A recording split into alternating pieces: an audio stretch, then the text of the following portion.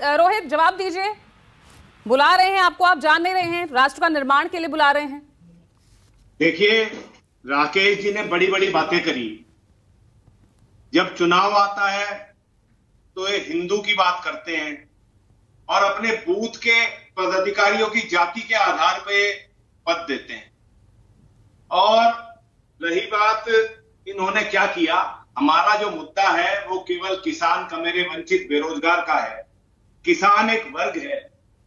आप जब किसानों की बात करते हैं तो जब किसानों ने आंदोलन किया उनको आतंकवादी कहा, माओवादी कहा, पता नहीं किन किन शब्दों से इन लोगों ने उन शब्दों का उच्चारण किया, उन शब्दों से संबोधित किया। आज जब चुनाव आ गया है तो इन्हें जाति फिर याद आ रही है, जाट फिर याद आ रहा है, जयंत चौधरी फिर याद आ रहे हैं। जयंत चौधरी उत्तर भारत नहीं पूरे भारत के निर्विवादित किसान नेता है। किसान, कमेरे, वंचित, बेरोजगारों की मूल समस्याओं को उठाने का काम लगातार उन्होंने किया है।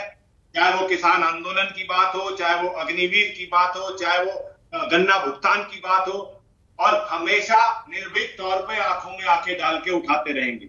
ये हमें बड़ा, जब चुनाव आते हैं तो बड़े सहजता से निमंत्रणों का दौर चल जाता है। जयंत चौधरी में बहुत अच्छाइयां इन्हें दिखाई देने लगती हैं, लेकिन मैं पूछना चाहता हूं, हमारी अच्छाई और सच्चाई किसानों की मूल समस्याओं के निवारण से है।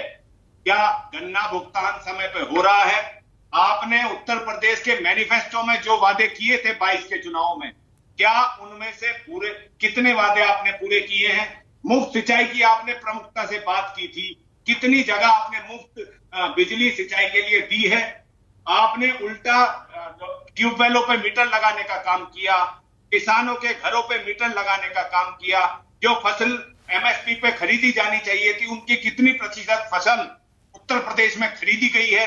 ये सब बातों का जवाब ठीक है रोहित जी, मुद्दे एक तरफ हैं, आप कह रहे हैं किसान आपके साथ हैं, जाट आपके साथ है, लेकिन ये सब वोट में क्यों नहीं कन्वर्ट हो पाता? बात जब लोकसभा चुनाव की आती है तो क्यों फिर रिजल्ट वही बिफर जाता है?